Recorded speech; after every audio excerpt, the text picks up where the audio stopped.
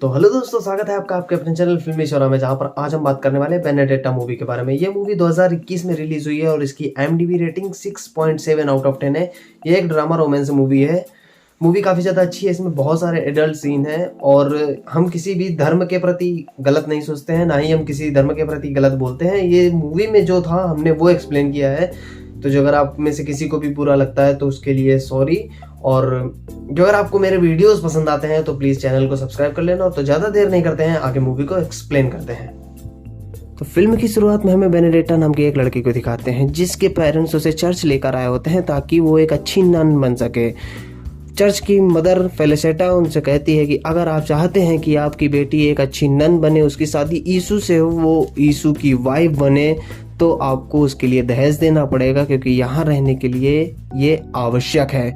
इस पर बेनेडेट्टा के फादर उनको हर महीने खाना, शराब और 100 सिक्के देने का वादा करते हैं।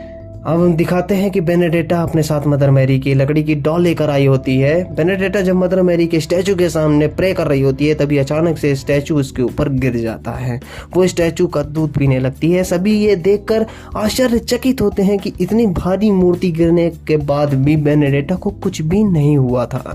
फिर स्टोरी 16 साल आगे चली जाती है जहां बेनेडेट्टा अब बड़ी हो चुकी है। वो स्टेज पर मदर मैरी का कैरेक्टर प्ले कर रही होती है। तभी उसे यीशु दिखाई देते हैं जो उसे अपने पास बुला रहे होते हैं। फिर हमें दिखाते हैं कि वो सपना देख रही थी। वहाँ उसके मम्मी पापा भी उससे मिलने आए हुए होते हैं। बेनेडेट्टा जब ये अपनी माँ को बताती है तब वो कहती हैं कि तुम यीशु की वाइफ हो, इसलिए वो तुम्हारे सपने में आते हैं। फिर सभी खाना खाते हैं। फिर देखते हैं कि एक आदमी अपनी बेटी को बुरी तरह से मार रहा होता है। वो लड़की बेनेडेट्टा के पैरों में गिर जाती है और कहती है कि मुझे भी नन बनना है, आप मुझे अपने पास रख लो, आप मुझे यहाँ पर रख लो, इसके साथ मुझे नहीं जाना क्योंकि ये मेरा बहुत गलत इस्तेमाल करता है। तब मदर फेलिसिटा कहती है कि हम बिना दहेज के इसे यहाँ पर नहीं रख सकते, ये यहाँ का रूल है। बेनेडेट्टा के पिता कहते हैं कि इसका दहेज मैं दे दूंगा, आप इसे यहाँ पर रख लो, कम से कम इसका कोई गलत प्रयोग तो नहीं कर पाएगा। फिर बेनेडेट्टा बार्थोलोमियो को स्नानागार में ले जाती है और उसे नहाने को कहती है, लेकिन गलती से वो बार्थोलोमियो को नंगा देख लेती है। तब से ही बेनेडेट्टा के दिमाग में बस वही चल रहा होता है। बार्थोलोमियो उससे पूछती है कि क्या तुमने कभी किसी को नंगा देखा है? बेनेडेट्टा कहती है कि यहाँ पर किसी को ऐसे देखना मना है।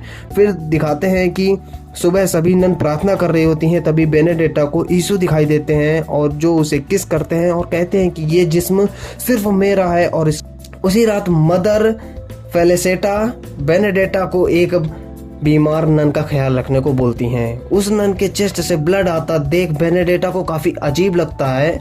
जब वो सोने जाती है तो रात में बेनेडेट्टा को दौरे आने लगते हैं।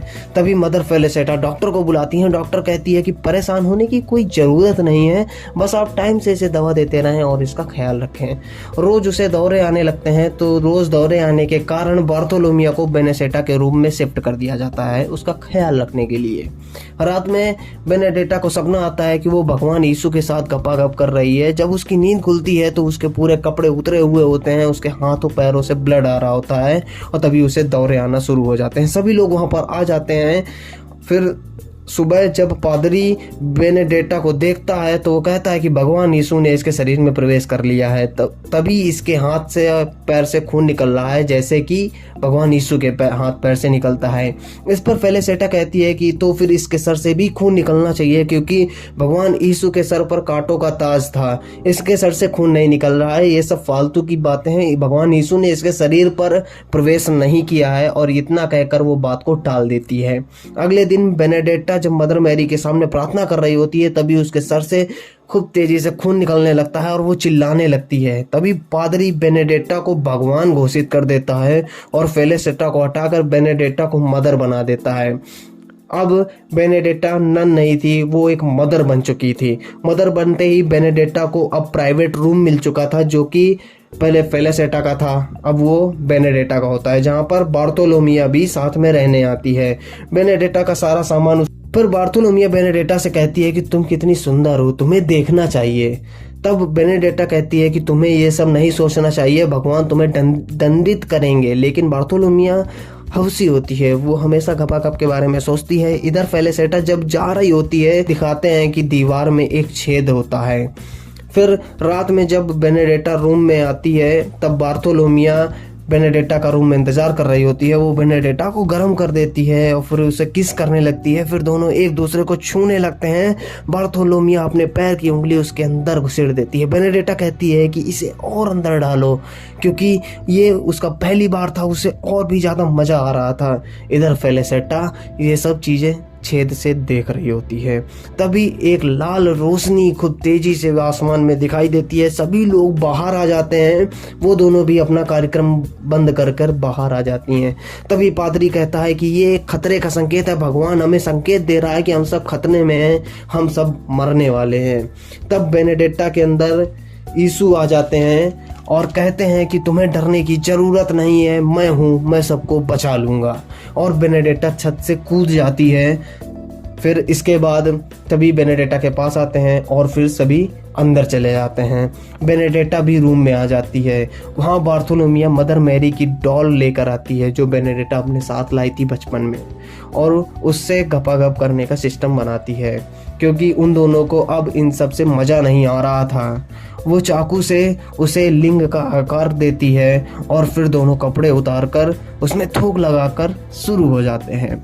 दोनों खूब मज़े लेते हैं। फेलिसिटा ये सब दीवार के पीछे से उस छेद से देख रही होती है। दोनों को एहसास होता है कि उन्हें कोई देख रहा है, तो दोनों सब बंद कर देती हैं।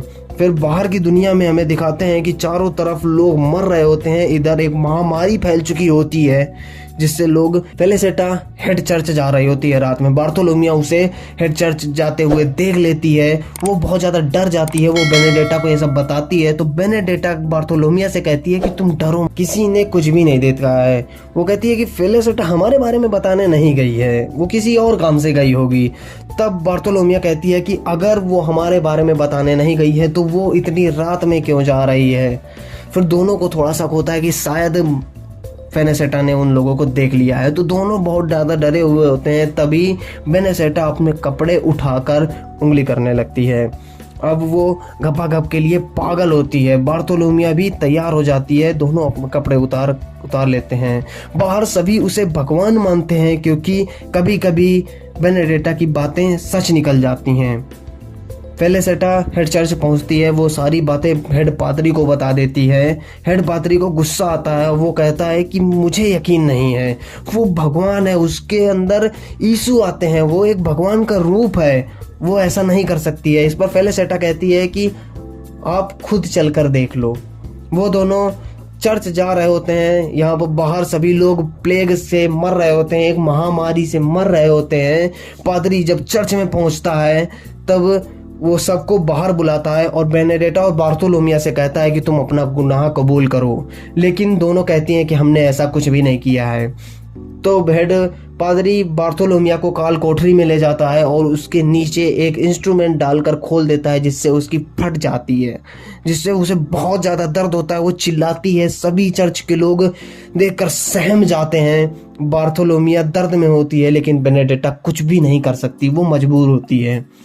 बार्थोलोमिया सुबह तक अपने गुनाह कबूल कर लेती है और वो बेनेडेटा से कहती है कि मैं तुम्हारे लिए इतना दर्द नहीं महसूस कर सकती, मैं तुम्हारे लिए इतना ज़्यादा दर्द नहीं झेल सकती हूँ, इसलिए मैंने सब कबूल कर लिया है। वो एक हॉली बुक के अंदर से वही मूर्ति निकालती है जिसको उन्होंने लिंग का आकार दिया था। उन लोगों ने उसको छुपा दिया था कि कोई उसे ढूंढ ना पाए।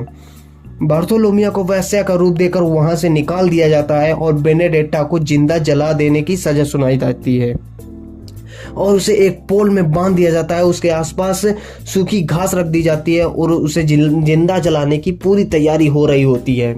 इधर फेलिसिटा को और हेड पादरी को प्लेग हो गया है, जिसकी वजह से सभी लोग मर रहे थे। वो दोनों भी अब मरने वाले होते हैं। तभी बेनेडेटा को काफ़ी ज़्यादा गुस्सा आता है। उसके अंदर फिर से यीशु आते हैं और वो कहती है कि तुम सब भी मरने वाले हो, तुमने मेरे साथ गलत किया है, अब तुम लोग भी नहीं बचोगे। तभी बेनेडेटा के हाथ में खून आने लगता है। सभी ये सब देखकर सबको लगता है कि इसके अंदर यीशु आ रहे हैं, ये सच में भगवान है, बेनेडेटा सच्ची है, ये चर्च के लोग झूठे हैं। तब सभी लोग चर्च के लोगों को मारने लगते हैं। क्योंकि तभी वहाँ पर बार्थोलोमिया आ जाती है और वो बेनेडेट्टा की रस्सी खोलकर उसे ले जाती है। फिर दोनों काफ़ी दूर चले जाते हैं और फिर दिखाते हैं कि दोनों नंगे लेटे होते हैं। पिछली रात उन दोनों ने खूब मज़े किए, खूब घपाघप की है, क्योंकि अब उन पर पाबंदी लगाने वाला कोई भी नहीं है। फिर बेनेडेट्टा कहती है कि मैं अब चर्च जा रही हूँ क्योंकि वही मेरा घर है। बार्थोलोमिया कहती है कि तुम्हारे अंदर कोई यीशु नहीं है, तुम कांच से खून लाती थी, ये मुझे सब कुछ पता है, कम से कम तुम मुझसे तो मत छुपाओ, और अगर तुम चर्च के अंदर गई तो वो लोग तुम्हें जलाकर मार देंगे। तब बेनेडेट्टा कहती है कि मुझ में यीशु आते हैं, मैं उनकी वाइफ हूँ, और अगर लोगों को भरोसा नहीं है तो वो मुझे फिर से जलाने की कोशिश करेंगे, लेकिन मैं जलूंगी नहीं। और इतना कहकर वो चली जाती है और मूवी यहीं पर ख़त्म हो जाती है। तो दोस्तों ये थी हमारी मूवी बेनेडेट्टा। मूवी आपको कैसी लगी ये कमेंट करके बताइए, और जो अगर आपको वीडियो पसंद आया हो तो वीडियो को लाइक कर दो, शेयर कर दो, चैनल को सब्सक्राइब कर लेना और बेल आइकन जरूर प्रेस कर देना, जिससे कि ऐसे ही धमाकेदार वीडियोस, मूवी की अपडेट, मूवी के एक्सप्लेनेशन वीडियोस आपसे मिस ना हो। मिलते हैं आपसे अगली वीडियो में, तब तक के लिए धन्यवाद। जय हिंद।